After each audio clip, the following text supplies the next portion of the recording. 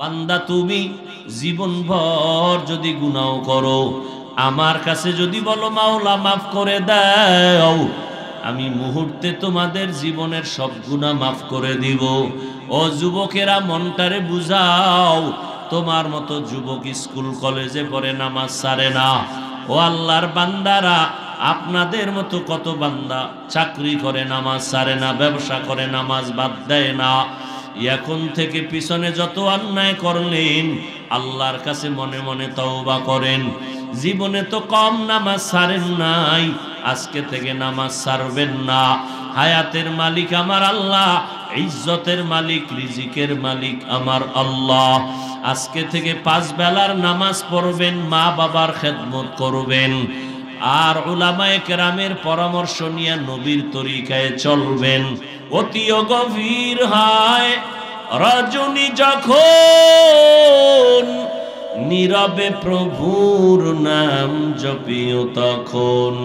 প্রভুর করুণা যদি পাইবারে চাও, গভীর রাতে উঠে প্রভুর গুণগান গাও। আল্লাহ প্রত্যেক রাতে প্রথম আসমানে আসেন, এই কথাটা আর কোনোদিন শুনছেন? বছরে কয়বার আসেন, কয়দিন বলেন? কোন টাইমে আসে জানেন? মাগরিবের পর, এশার নামাজের সাথে সাথে, রাতের শেষ ভাগ। কেন আসে জানেননি? আপনার থেকে কিছু হাদিয়া নিতে আসেন, না বান্দাকে দিতে আসেন? বলেন, নিতে আসেন না দিতে আসেন? তো যাদের দরকার তারা ওই সময় সজাগ হইয়া চায়, আল্লাহ দিয়ে দেয়। দুনিয়া চাইলেও দুনিয়া দেয়, আখেরাত চাইলে, যেমন ফেরাউন চাইছিল, আল্লাহ আমি জানি তুমি মালিক, না আমি দুনিয়া চাই, আখেরাত চাই না।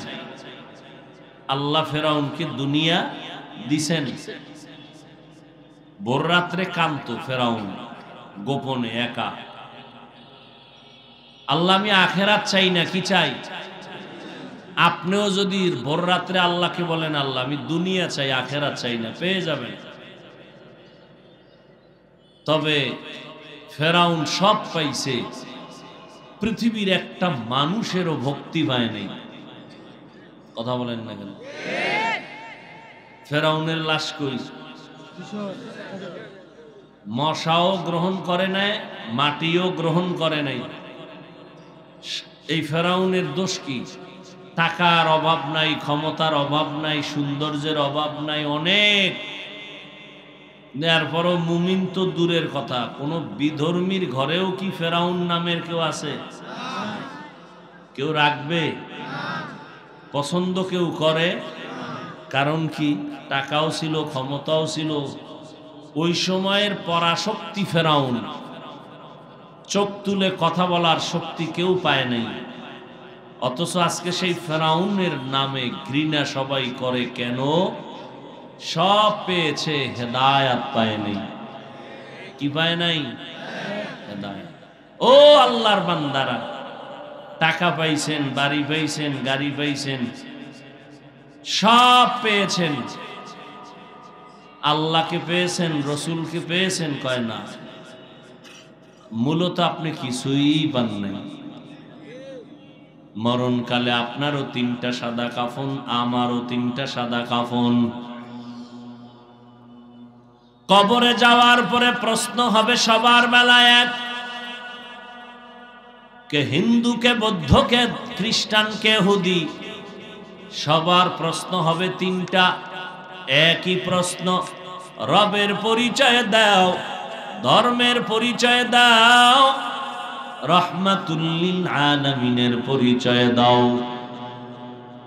এই 3টা প্রশ্নের জবাব যারা দিবে তারা জান্নাতি হয়ে যাবে, যারা দিতে পারবে না তারা জাহান্নামী হয়ে যাবে। দুনিয়ার ছেলে মেয়েরা পরীক্ষা দেয়, মাস মাস, বছর বছর লেখাপড়ার পাশাপাশি প্রাইভেট পড়ে, কোচিং পড়ে, কিন্তু প্রশ্নপত্র খুঁজে ফাঁস হইয়া গেলে নকল ছাড়া পাস। আর করোনা হইলে নকলও লাগবে না, লেখাও লাগবে না, অটো পাস। কি পাস? লেখাপড়া ছাড়া কি অটো? এরকম 10 বছর যদি খালি অটো পাস হয়, আমাদের দেশের এমবিবিএস ডাক্তারের কোনো অভাব, রোগী বাঁচাইতে না পারলেও মারাটা নিশ্চিত। Auto pass. এই যে ছেলে মেয়েরা প্রশ্নপত্র পাইলে বেজার না খুশি? পরীক্ষা নকল ছাড়া কি পাস। কিন্তু এর সাথে যারা জড়িত, প্রশ্নপত্র ফাঁস যারা করে, এদের চাকরির উপরে রেড সিগন্যাল এসে যায়। ঠিক নি? এবার দেখেন তো আল্লাহর সিস্টেমটা কেমন। কবরে প্রশ্ন সবার কমন। দুনিয়ার ক্লাস 1-এর প্রশ্ন 3-তে নাই, 5-এর প্রশ্ন 8-এ নাই, ক্লাস আলাদা, প্রশ্ন। আর আমার মাওলার সিস্টেম কি? পৃথিবীর প্রত্যেকটা মানুষ, হিন্দু, বৌদ্ধ, ইহুদি, খ্রিস্টান, বড় ছোট, সবার প্রশ্ন এক। কয়টা? ফাঁস করে দিছেন। শুধু ফাঁস করেন নাই, প্রশ্ন ধৈরা ধৈরা ধৈরা ধৈরা কোচিং মাস্টারেরা বুঝাও। কবরে গেলেই 3টা প্রশ্ন করা হবে, বুঝাও। নবীদের বানায় দিলেন, সাহাবায়ে কেরামের লাগায় দিলেন, কিয়ামত পর্যন্ত ওলামায়ে কেরাম বুঝাইতেছেন। প্রশ্নপত্র ফাঁস করার পরে বুঝানোর জন্য কোচিং মাস্টার দিলেন।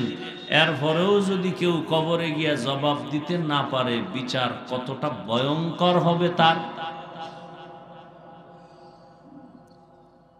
দুনিয়ার প্রশ্নপত্র ফাঁস হয়ে গেলে পরীক্ষার্থীরা খুশি, সংশ্লিষ্ট যারা আছে তাদের চাকরি শেষ। কিন্তু আল্লাহ পাকের নিজাম, প্রশ্নপত্র ফাঁস করে দিলেন, স্মরণ করাইয়া দেওয়ার জন্য কোচিং মাস্টার দিলেন।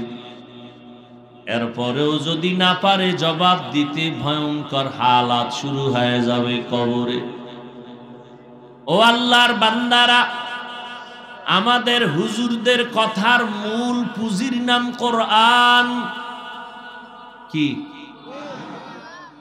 ওই কোরআনে ভুল যদি এখনো বের করে দাও, আল্লাহ আছে, নবী আছে, জান্নাত আছে, জাহান্নাম আছে, কিয়ামত আছে, সব কিছুর দলিলের নাম কি? জোরে কোন? এমন কোরআন যার মধ্যে কোনো ভুল। এখনো যদি একটা ভুল কেউ বের করে দেও, আমি এখন দাড়ি কেটে ফেলবো, নামাজ রোজা বাদ দিয়া প্যান্ট শার্টটাই লাগায় রাস্তায় নামবো। তুমি কেন? ১৫০০ বছর পর্যন্ত বহু পণ্ডিতেরা কোরআনের ভুল বের করার অপচেষ্টা করিয়াও ব্যর্থ হইয়া অনেক বিধর্মী মুসলমান হয়ে কালেমা পড়েছে। এবার তোমার বিবেক দিয়া বলো, আল্লাহর কোরআন সত্য না মিথ্যা? কত পার্সেন্ট সত্য?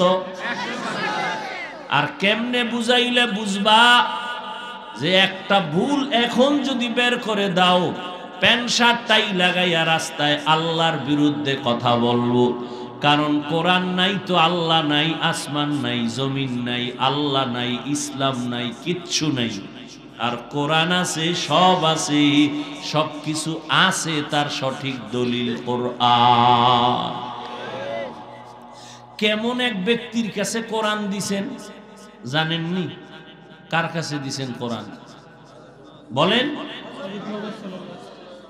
রহমাতুল্লিল। এই বেড়া কেমন? কয় তার ৬৩ বছর হায়াতে ভুলেও কোনোদিন একটা মিথ্যা কথা বলেননি। দুশ্মনেরা কয় আল আমিন।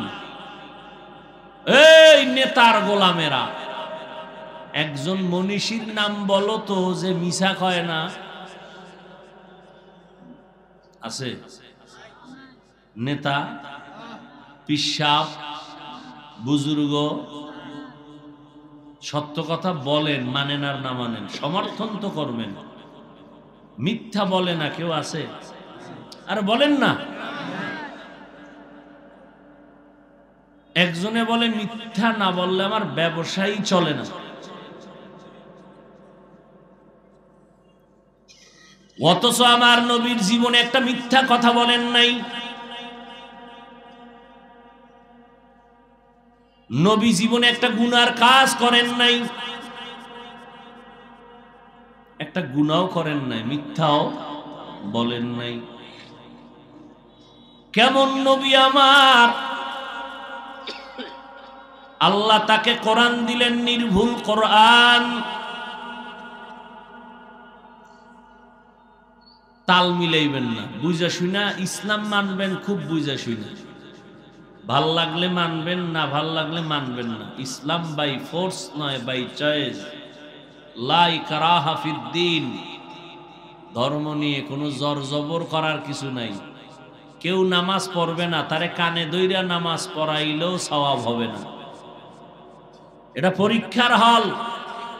পরীক্ষার হলে প্রশ্নের উত্তর কেউ ভালো লাগবে, খারাপ লাগবে। স্বাধীনতা সবার সমান, বাধা দেওয়ার কোনো আইন নাই। ভাইরা আমার,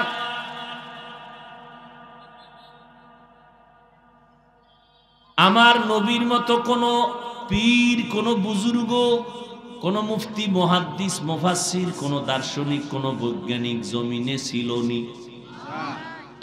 আছে? সামনে আসবে? আসবে না। এরে আল্লাহর বান্দারা, ওই সত্য নবী দুইটা কথার চ্যালেঞ্জ দিয়ে গেছেন বিদায় বেলা। ও নবীর উম্মতেরা, আমি মুহাম্মদ দুইটা জিনিস তোমাদের মাঝে রেখে গেলাম। যদি আকরাইয়া ধরো, জমিনে সম্মান কমবে না, জীবনে জাহান্নামেও যাইবা না। ওই দুই জিনিসের এক হলো কোরআন, দ্বিতীয় হলো আমি মুহাম্মদের সুন্নতের আদর্শ। আমার নবীর থেকে শ্রেষ্ঠ কে আছে বলেন তো? তাল মিলাইয়েন না। আছে? ওই নবীর আদর্শের মতো দামি আদর্শ আর কারো কাছে আসেনি। সবাই একমত? এই যুবকেরা বলো একমত? ওই নবীর আদর্শের মধ্যে নখ কাটার নিয়ম আসেনি, চুল কাটার নিয়ম আসেনি। নবীর শ্রেষ্ঠ আদর্শ বাদ দিয়া যারা বেঈমানের পা চাটা গোলাম হয়ে গেছো, বলো আমার নবীর সামনে কিয়ামতে দাঁড়াইবা কেমনে? আবার আশেখে রাসূল দাবি করো, লজ্জা লাগে না? নবীর তরিকায় চুল কাটা বাদ দিয়া বেঈমানের লাইনে চুল কাটলা কেন? লাভ কি বলো? একটা লাভের কথা যদি বলতে পারো, হাজারো মানুষ সাক্ষী, আল্লাহর কসম আমিও ওই লাইনে চলে যাব।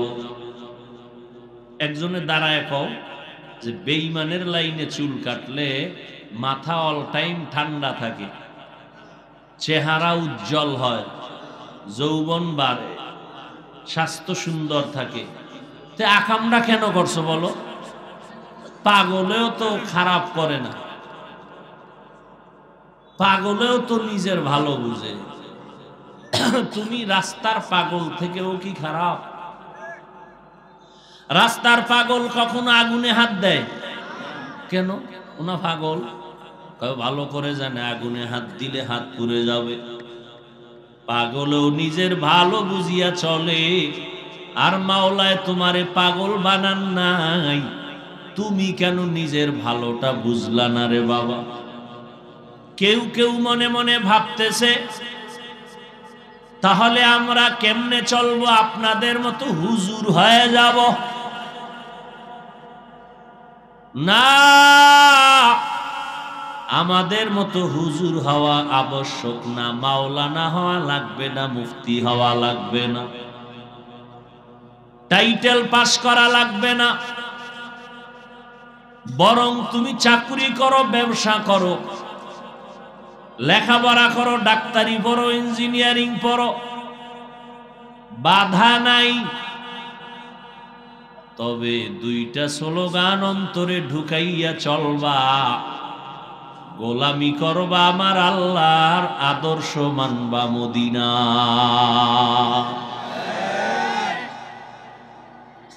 এবার বলতে পারে অনেকে এটা কেমনে সম্ভব? আল্লাহ উদাহরণ রেডি করে রাখছেন। তোমার লাইনে কত মানুষ ব্যবসা করে, জীবনে মাদ্রাসায় আলিফ বাতা পড়ে নাই, জেনারেল লাইনে পড়িয়াও স্কুল কলেজের ছাত্ররা 5 ওয়াক্ত নামাজি দাড়িওয়ালা আসেনি। এইবার নিজের কপালে নিজে জুতার বাড়ি দেও, তুমি কেন পারো না? তোমার মতো বান্দা ব্যবসা করে, চাকরি করে, হালাল ভাবে চলে, নামাজ পড়ে, আসেনি? ও ব্যবসায়ী ভাই, আপনি কেন পারেন না? ও যুবক, তোমার মতো যুবক রাস্তায় গাড়ি চালায়, নামাজ ছাড়ে না, তুমি কেন পারো না? তোমার মতো বান্দা জীবনে মাদ্রাসায় পড়ে নাই, নদীর মধ্যে মাছ ধরে, নামাজ ছাড়ে না, কৃষি কাজ করে, নামাজ ছাড়ে না, শ্রমিকের কাজ করে, রোজাও ভাঙ্গে না, নামাজও ছাড়ে না, ঢাকা বিশ্ববিদ্যালয়ের বারান্দায় ঘুরো, শত শত ছাত্র দেখবা পাগড়িওয়ালা, দাড়িওয়ালা, পোশাকওয়ালা, মনে হয় যেন বাইতুল মুকাররমের খতিব। হিসাব করে বের করে দেখবা জীবনে মাদ্রাসায় পড়ে নাই, ঢাকা কলেজে পড়ে, আল্লাহওয়ালা দাওয়াত ও তাবলীগার পীর মাশায়েখের সোহবতে মদিনার আদর্শ ধরেছে। তুমি পারো না কেন রে বাবা? কারণ কি? সমস্যা কোথায়? কবে ধরবা? নবীজির রেখে যাওয়া শ্রেষ্ঠ আদর্শ জমিনের কোন হিন্দুরা পালন করবে না, ইহুদিরা মানবে না, খ্রিস্টানেরা মানবে না, বৌদ্ধ ধর্মের লোকেরা মানবে না। বলো, নবীজির রেখে যাওয়া শ্রেষ্ঠ সুন্নতের আদর্শ মানবে কারা? কোন দেশের মুসলমান বলেন? শুধু বাংলাদেশি বাদ। তা আপনারা মানেন না কেন? কি ভাবতেছেন বলেন তো? আমাকে একটা দলিল দেন যে না, দাড়ি কাটলেও জান্নাত পাওয়া যাবে। একটা দলিল নিয়ে বলেন তো, আমিও কেটে ফেলি। নামাজ না পড়লেও জান্নাত পাওয়া যাবে, একটা দলিল দেন কোরআন হাদিস থেকে। আমরাও নামাজ ছেড়ে দেই, শীতে ওযু করতে কি কষ্ট, মাথায় টুপি রাখতে মাথা গরম হয়ে যায়। আর যারা গাঞ্জা খায় ওগো মাথা ঠান্ডা, বউরে গালি দেয়, মায়েরে গালি দেয়। আর আমরা 24 ঘন্টা মাথায় টুপি রাখি, মাথা আমাদের গরম, কিন্তু কই একবারও তো হিন্দুরে গালি দিলাম না, বৌদ্ধরে গালি দিলাম না, ইহুদিরে গালি দিলাম না। পাঁচকল্লি টুপি মাথায় দিয়া অন্য টুপিওয়ালারে গালি দিলাম না, মাথা গরম। কওমি মাদ্রাসায় পড়েছি, ভিন্ন প্রতিষ্ঠানের বিরুদ্ধে কথা বলি নাই।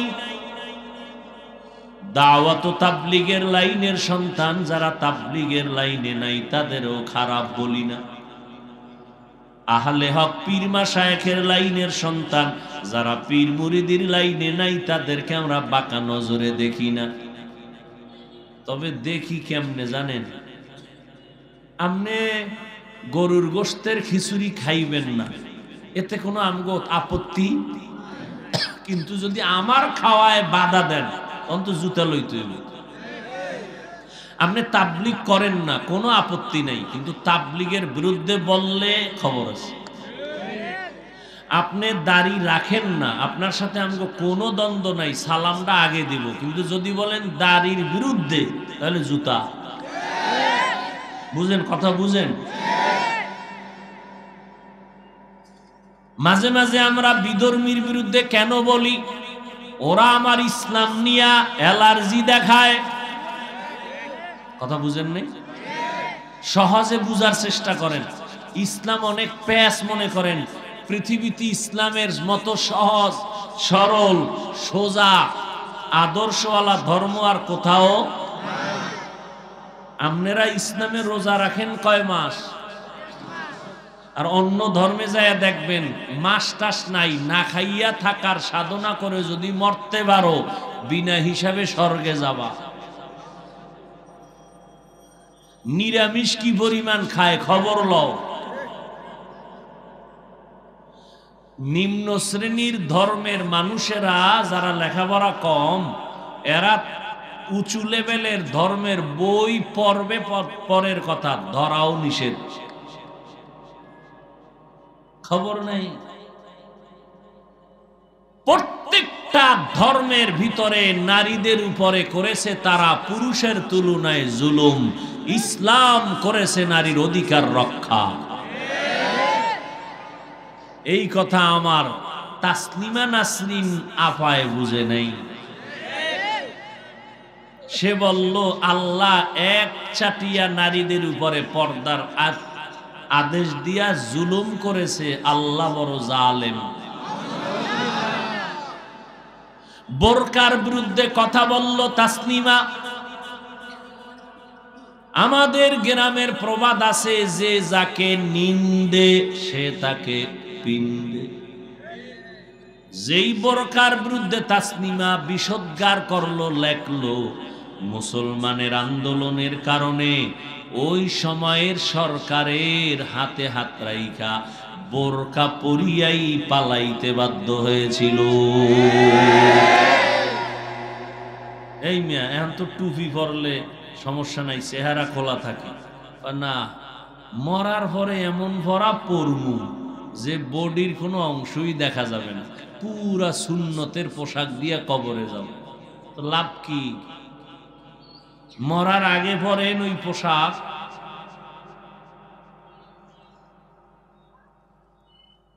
ও আল্লাহর বান্দারা, ইসলামটারে কঠিন মনে করেন কেন?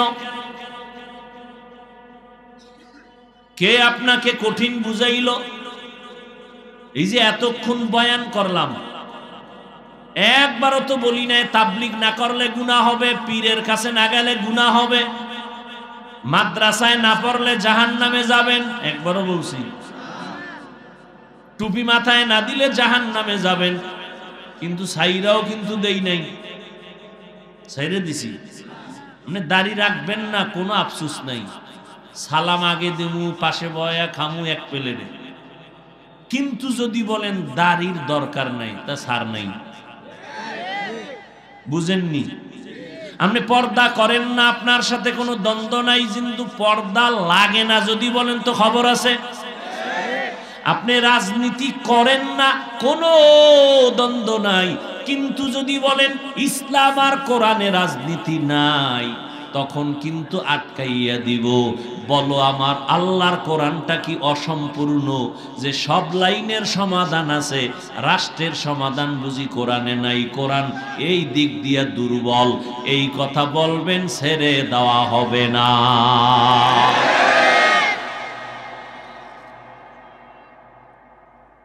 কোরআনে রাজনীতি নেই। রাজনীতির সূরার নাম সূরা ইউসুফ। ইউসুফ আর জুলাইখার ঘটনা আসেনি? ইউসুফ নবী অর্থমন্ত্রী ছিলেননি? কোন দেশের? মিশরের। আর একটা রাজনীতির সূরা আছে সূরায়ে নমল। সুলাইমান বিলকিসের ঘটনা আসেনি? সুলাইমান নবী রাজনীতির রাষ্ট্রপতি ছিলেননি? বিলকিস রমণী দেশের পরিচালিকা ছিলেননি? কোরআনে ঘটনা আসেনি? এবার 5 দিন সময় দাও, প্রতিদিন 2 ঘন্টা করে সূরা ইউসুফের ব্যাখ্যা শুনাই, টের পাবা রাজনীতি কত প্রকার। তুমি কেন বলো রাষ্ট্রের বিষয়ে কোরআনে সমাধান নাই? এ কথা কেউ বললে তার ঈমান থাকে? হ্যাঁ, তুমি যদি পয়সা রাজনীতি করো, ওইটা কোরআনে নেই, ওটা ইসলামে নেই। মদিনার রাজনীতি তো আছে না নাই? এই জন্য আপনি করেন না, কোনো আফসোস নেই। আপনি পীরের কাছে যাইবেন না, আপনার দরকার নাই, আমরা কোনোদিন কানবো না। কিন্তু যদি বলেন এটা শিরিক, তা খবর আছে। এটা নাই ওইটা নাই, এটা বলা আমার মতো মোল্লারও সাহস নাই। সর্বোচ্চ ডিগ্রিধারী এলেমওয়ালা আমলওয়ালারা যদি বলে কোরআনে এটা আছে ওইটা নাই, সে ভিতরের খবর জানে, সে বলতে পারে। আর আপনি আউযুবিল্লাহি পারেন না, আপনি এখন এইটা নাই হিটা নাই, আপনারে ফিডা ছাড়া সালাম কেমনে দেব? আল্লাহ হেদায়াত দান করুন। এরপরও দেখছেন কত নরম হইয়া কথাগুলো, মনে হয় যেন আপনাদের টাকার কেনা গোলাম। ইমাম সাহেবের কি পরিমাণ বিরোধিতা করে মুসল্লিরা, কি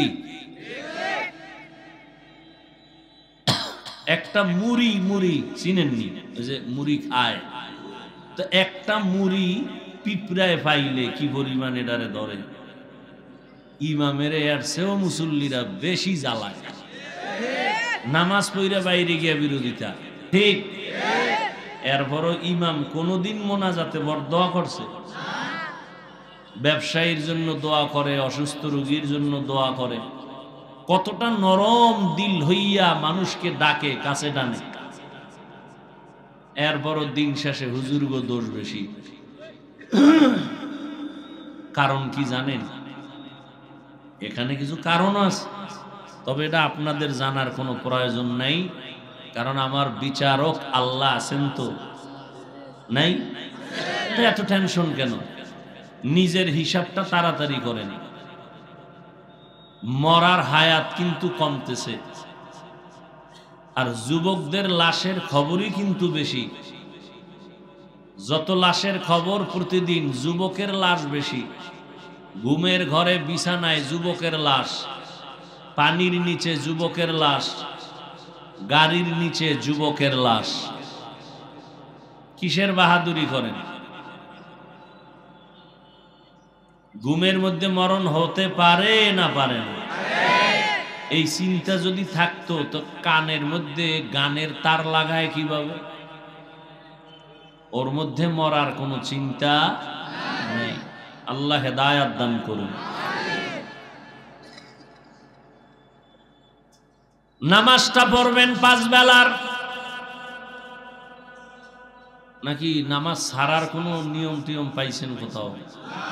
কত ওয়াক্ত নামাজ? সপ্তাহে একদিন না প্রতিদিন? মাঝে মাঝে 2-1 ওয়াক্ত নামাজ ছেড়ে দিলে কোনো সমস্যা হবে না? বলেন বলেন, হবে? হবে বলার পরে যারা পড়েন না, ফিডার ওজনটা আপনার কত বেশি হবে? ফেরেশতারা লেখছে না যে এই বেঈমান বলছে নামাজ ছাড়ার কোনো সুযোগ নেই, এরপরও পড়েনি। এই যে এখানে মাগরিব পড়ে নাই, জহুর পড়ে নাই, আসর পড়ে নাই, ফজর পড়ে নাই, ওয়াজের আশে খাইয়া বসছে, মোনাজাতের পরে বলবে এই সবাই বসেন, এখানে আজান হবে, এশার নামাজ হবে। ওই 2-4 জন টুপিওয়ালা যারা একান্ত নামাজের অভ্যাসে পরিণত করে দিয়েছেন, তারা ছাড়া এক আল্লাহর বান্দাও নামাজে থাকবে না। বয়ান শুই না, হয়তো চায়ের দোকানে যায় আবার আড্ডা, আর ঘরে গেলে তো মোবাইলের হক আদায় করতে করতে ফজর শেষ। মা বাবার হক আদায়ে ত্রুটি থাকতে পারে, কিন্তু মোবাইলের হক আদায়ে কোনো ত্রুটি। قل يا عبادي الذين أسرفوا على أنفسهم لا تقنطوا من رحمة الله إن الله يغفر الذنوب جميعا إنه هو الغفور الرحيم।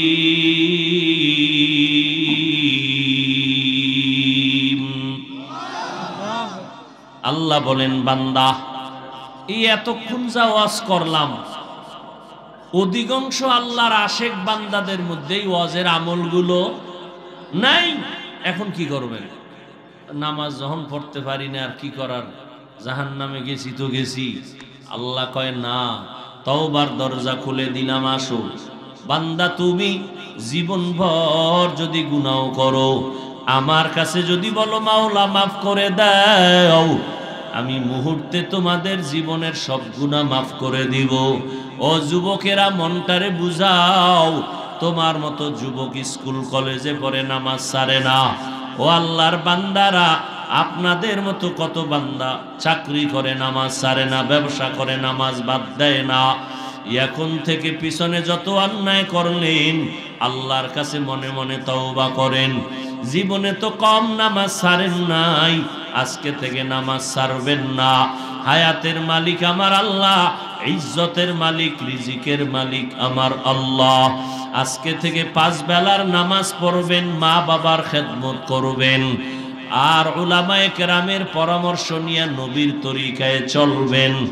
তওবা করার মতো যদি অন্তর তৈরি হইয়াই থাকে, দুটো হাত আমার আল্লাহকে দেখাইয়া দেন। আয় আল্লাহ, হাতগুলো কবুল করে নেন, তওবা কবুল করে নেন। তওবার উপরে মজবুত হইয়া চলার মতো তৌফিক দান করেন, আমিন। আলহামদুলিল্লাহি রাব্বিল আলামিন, ওয়াসসালাতু ওয়াসসালামু আলা সাইয়্যিদিল আমবিয়া ওয়াল মুরসালিন ওয়া আলা আলিহি ওয়া আসহাবিহি আজমাইন। ইয়া আরহামার রাহিমিন, ইয়া আরহামার রাহিমিন, ইয়া আরহামার রাহিমিন।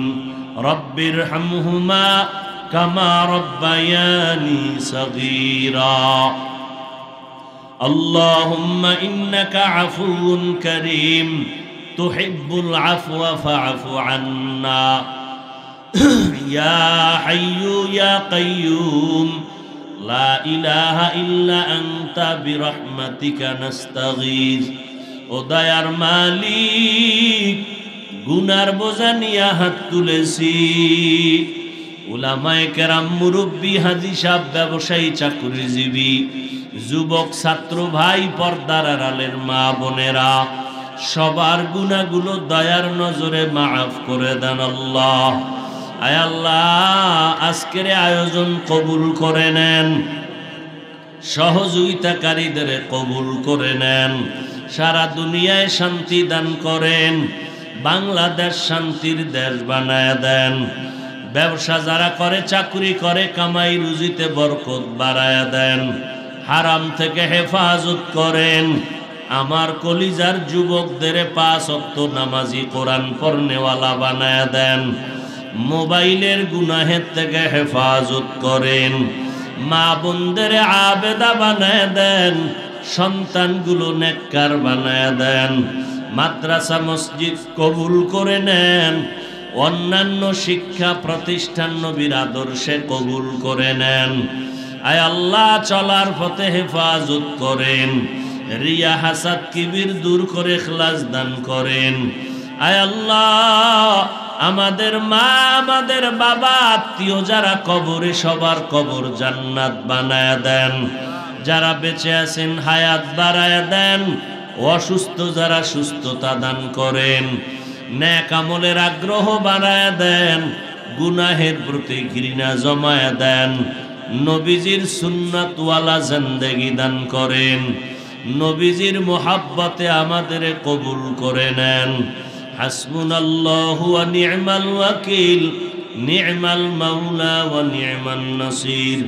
ওয়া সাল্লাল্লাহু তাআলা আলা খাইরি খালকিহি মুহাম্মাদ ওয়া আলিহি।